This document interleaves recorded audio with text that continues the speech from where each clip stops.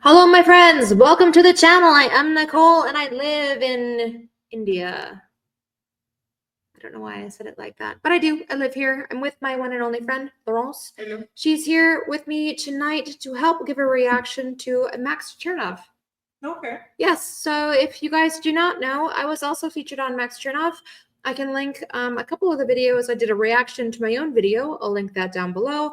Or maybe up here. I'll also add in the description his original video with of me and even the original video of this. Now, this is the lies that are told about India. Now, I haven't watched this yet. I don't know what she's talking about, but I do know from personal experience that people do tend to talk about India, and if they really haven't been here, they don't know. And sometimes they can be also exaggerate. They can exaggerate what they might have experienced, in terms of just trying to get the reaction, right? Yeah, sometimes even if they have been here, Mm-hmm. they still have misread or misunderstood some things and just tell you, no, this is how it is. And this is how it is, No, yeah. it's not. Yeah, especially if they're only here for a week or 2 weeks, but then they know that this is the way it's this got to is the be.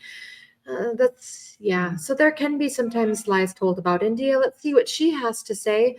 If you haven't already, give me your like, give me your subscribe, and let's go.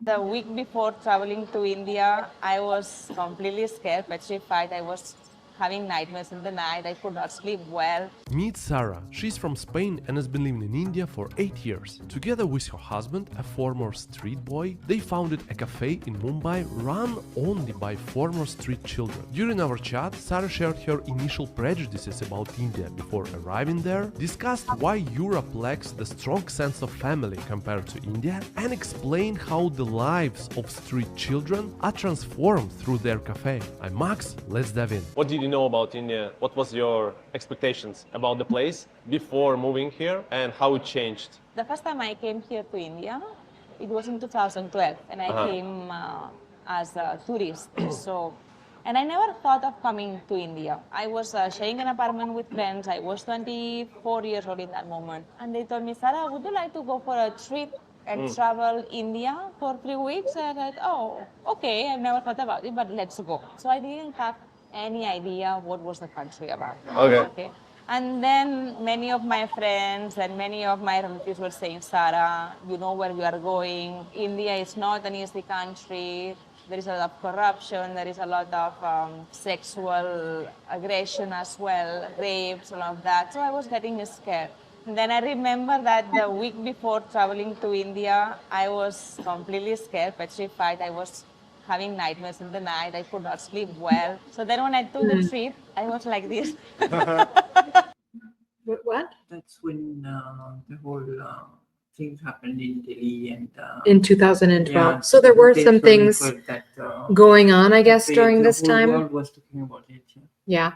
But when I arrived, I mean, the country was so different, so different that I didn't have any expectations, but then I got to know that, okay, it's a place that I want to know more about it because it's something I could not even imagine, the kind of structure, cities, cultures, religion. It was out of my mind. What happened later is that when I went back to Spain, I wanted to process, but I was hungry of knowing more about the country. So I was not having expectations of I want to come here and work and make a family, which happened. That was throughout the years. But I was having the hunger of knowing more, and I want to do something for the country because there are some areas in which you can also help, right? I was thinking I will come here and I want to volunteer and I want to help in some way. When I came the second time, it was as a tourist also, I realized that you come here as a volunteer, but then you are not helping anyone. You're helping yourself to understand that country, to understand that culture, to understand what's happening in the world, because you come here, you do some work, which they can do with or without you, and then you leave. This place will continue So doing true. whatever they have been doing. Yeah. but the change is in yourself, in your mentality. So that was Really my about biggest learning. inside. What was the Yeah. change, the biggest change with you? For me, it was more about how people is happy with very simple things, you know. So someone comes to your home, they will open the house for you, they will make you feel very comfortable, they will die for you. In Europe, that is not happening. I mean, if someone comes home, they will serve you water and that's it. Here, maybe they don't have money, but if you are going to their home, they will make sure that they are bringing you chicken, which is something that is very expensive for them, but they want to make you feel comfortable, you know? And just the joy of having you in their place, that is what it matters for them. And I think that these values we are missing.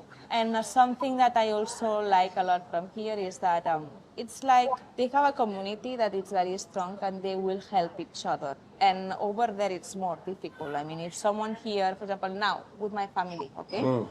I have a baby. I can come here to the cafe. I just leave my baby with any one of the boys and the girls of the cafe, and they are happy to take care of the baby. They will never say no. You know, over there it's like, okay, 1 hour, that's it. I need to stop here for because I want two things. She said that if you go to someone's house who doesn't have money, they'll try to give you chicken, which is expensive. And I had a very similar thing happen to me. We were hiring a car in our first few months when we moved here, and that was through my husband's office, and we developed a really close relationship with that driver, and he invited us to his house, and he invited us for lunch, and noon came and he hadn't gotten there to take us. It was 12:30, it was 1, it was 1:30, it was 2, it was 2:30. I was getting upset because I had been invited for lunch, and I'm so ashamed that I even had that thought, but I was like, what is taking so long? He finally came, I think between 3 and 4 or even later, because we ended up leaving his house late at night. But the reason he was late, he had been installing a sink in his house because he wanted me to be able to wash my hands at his house. And I felt so horrible that I had that thought that this man is keeping me waiting. And he just wanted me to be able to wash my hands. Like how awful am I? No, it's not feeling awful. I mean, you I know. do it with your. But I mean, oh my gosh, I'm sorry. But that is the reality. That's what people don't see. That people here are willing to install a sink for you. Okay, and then the other thing that I wanted to talk about was how she says she brings her baby and people just take care of it. And that's essentially what happened to us as well. My husband and I, we'd go to our favorite, restaurant on a Friday evening, and our children would disappear into the arms of the most friendly and amazing people working at these restaurants. Or we always used to go to one hotel, and they would take them into the hotel and into all the back areas, and they'd get to see all the secret places, and people would just love them, and they'd come back to us all happy. And we would have 20 minutes to a half an hour alone together, that we never were able to really have because we didn't have any help when our kids were little. And it allowed us to connect as a couple and have just that half an hour of time together was so precious. And they treated our kids like they were their own children, and it was such a blessing to have. And I mean, I just can't speak enough, highly enough about how people will do that for other people here. So it's fabulous. So let's continue. So this kind of warmness and community, I mean, it's simple things of life. It's more about feelings. It's more about connecting to each other. And over there, we are starting to miss that. So here, as long as this is fixed, maybe they can sleep in a very small house, which is the size of your car, but they will be happy because they have that connection. They have that family building sense, which over there, unless you don't have a big house and you have your room for your child and your food every day, maybe even you have all of this, you are not happy. With a small thing, we get depression. And here, with a small thing that you give, they get very happy. So that was my biggest takeaway, I could say. Yeah. And I wanted to experience more and I wanted to shift my mind. So then, not only about this, I also thought that, okay, I am a good teacher, I can come here, I can go to teach not only children but other teachers as well. But then that was like one of my expectations, to come here, experience the country, understand the country, but also give back to the community. But then I realized that I was learning much more than me teaching to each other, to the others, you know. What would be your advice to someone who wants to move to India or like try India to work here, maybe to do business? Like let's say for the Westerner, like someone from Europe. I think that it's essential that first they come and they experience India, because it's not an easy country. I mean, now even though I'm talking about all the good things, traffic is difficult. So maybe you can get stuck in traffic for half an hour, 1 hour or 2 hours for just doing 3 kilometers, you know. So if I want to go from here to my home, if I go at 7 in the morning, I take 10 minutes. If I go at 12 p.m., I can take 1 hour. So that is the difference, because the traffic is so much, no? So it limits you. It limits you a lot, because if you want to go out with friends or if you want to go and for shopping or do basic stuff, the traffic will limit your life. So I think it's very important that they come here, they experience it. They also, the way of working with people is different, you know, the way of understanding each other is different. What's the difference? Collaborative work, especially. So at times they can collaborate well, but at times they can be very individualistic. I mean, they can just work on their own, and if you need help, unless you don't go there and ask them like every single detail, you might not be understanding. What's the biggest reward people can get if they actually settle in India and like the place? It's a place that you have lots of fun. I mean, all the culture, all the festivals that you have here. It's a place that, for example, in August, you start with the Ganesha, and we say that we put the lights, the Christmas and the street lights in August because of Ganesha, and they remove them in December after Christmas, because there is festival after festival, you know, and it's so much life. They are very, very alive. They can be outside, there is like a big crowd of people dancing with light music, and every festival is so different and unique that you have lots of fun. Let's talk about your cafe, this project. It's Yes. it's super interesting. I like researched a lot about it. So the thing is that I came here to Bombay basically because I wanted to have a change of life. Okay, I was in Spain and I was like a little bit feeling that my life was kind of monotonous, you know. It was, I was doing always the same thing. And India was a country that I really had a lot of interest. And then suddenly I got into my hands, the one who's my husband right now, but I mean Sheikh book. Yeah. And this book was about my husband's life. He used to be a street child. So when he was 5 years old, he ran away from home and he lived for 3 years on the streets. Then he went to an orphanage, and I will not explain the whole life right now because I will stay 1 hour. Yeah. But basically, because he was a street child and he got people who gave him opportunities, he wanted to give back to the society, and he wrote a book.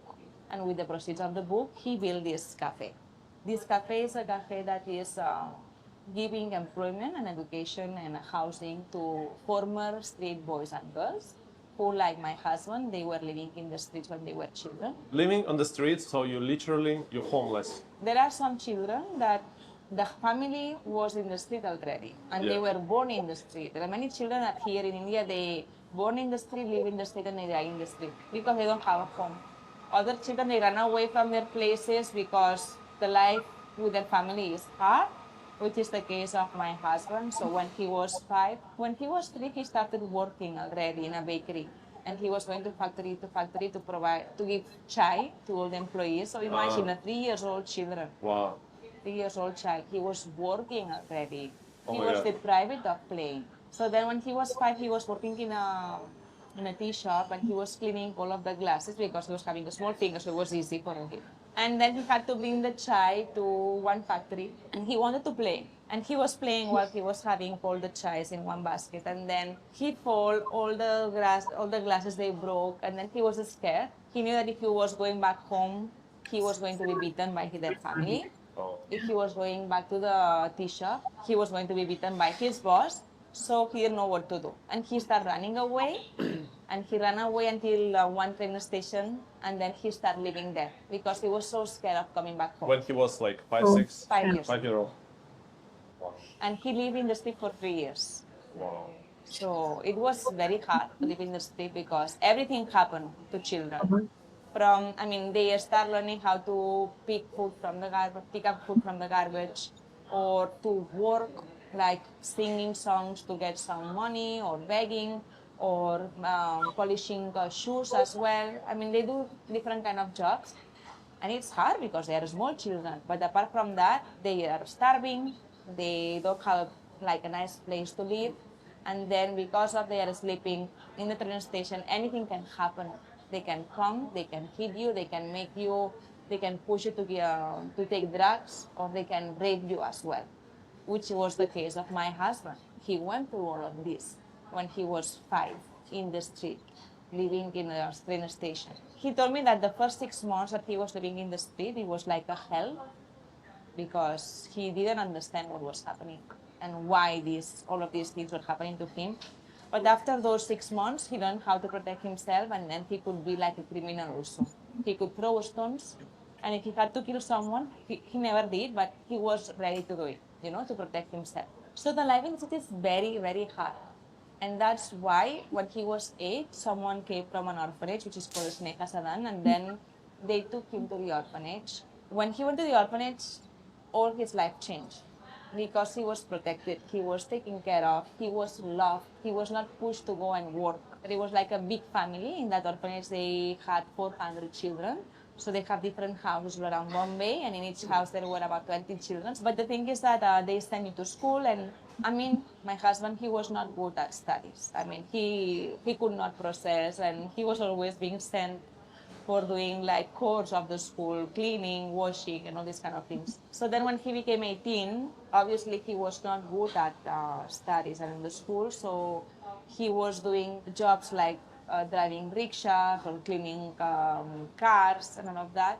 And he got the opportunity to go and work as a man Friday, which means someone who can clean, drive, cook, whatever, in an artist's home. This artist was Justice Fernandez, which was a very famous artist of Bombay. He started working for him, and he was living in the same place as him. Because of that, he started knowing people from all around the world, because this artist was always welcoming people from all around the world, but especially from Barcelona. And then his boss gave him as a present a trip to Barcelona, and they went together. Oh, wow. And it was because of this trip that he started this cafe. When he went to Barcelona, the first thing that he realized that there were no families living in the street. And he was saying, how can this be possible? There are 2 different cities. Here in India, he was saying it's a place that it is known by this spirituality, but they are so disconnected from the reality because there are so many people living in the streets and they're not helping to each other. They are not fighting for having like a place where everybody can have a home. But then in Barcelona, there were no children in the street. There were no families in the street. Maybe there would be some beggars, but like single people. But there were not a single children in the street. He said, and then this made him believe that he wanted to do something to change the society here in Bombay. And then when he came with the idea of writing a book about his life, and by selling the book with the proceeds, he started this cafe. This is our main message. We want everybody to feel welcome at the cafe because we don't want to make any difference, either if they are from different religions, from different sexual orientations, or from different castes. Everyone is welcome. So in this cafe, your staff, they all from the streets? Or? They are basically from the same orphanage that I'm in Griwa, Sneha Sadan, most of them. And then there are some that they are coming from slums. Amin knows me, the founder of this cafe, since I was child, 4 years. So he has seen me grown up, like how I grown up. After leaving orphanage, I met him. And then he said, Khushbu, you have a lovely design, you have a lovely creation and all. Why are you working for others? I said, what I can do? I don't have options. I have my own shops and all. So how I can work for myself? So he said, okay. So that time the cafe was not exist, but he showed me one dream that this is what I'm going to do in the future. If you're ready to welcome. And then afterwards we started selling books in traffic signal, wherever we get the chance and all. And first time I saw Amin was begging for us because his word when it comes out, it is very powerful. Like usually he don't say for say, because people sometimes they come and they just say, okay, I'm going to do for you this and that. And in a minute they forget. But he has begged for us to make my dream reality, make other people, other children dream reality, what they want to become. Right now, I can talk in front of you. If you have seen me 5 years or 6 years back, I was a person I cannot talk in front of anyone. Very shy. If he introduced with anybody, I used to cry. So now what Cafe has given me, confidence, identity, and be who you are, not what they wants me to make. What's the Something three very special, best things yeah. for you about living in India? Family, that is the first one. Then profession. I have grew up a lot as a teacher, and there was something that I could never imagine.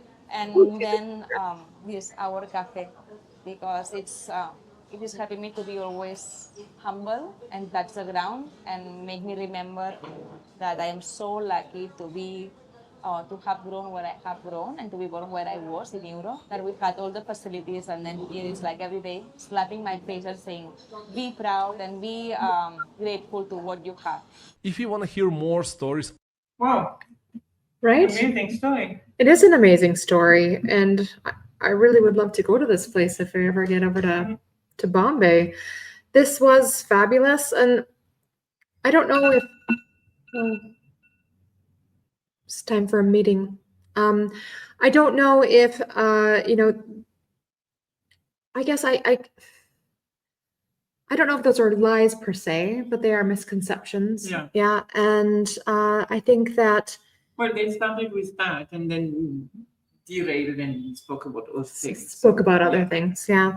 But I definitely see, India as being, heavy on family, heavy on,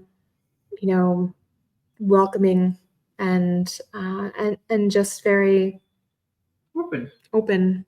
Yeah. Yeah. With lots of traffic. Exactly. So this was a great video. If you like the content and you like the reaction, please give that like, please give that subscribe. As always, we love you and bye-bye. Bye.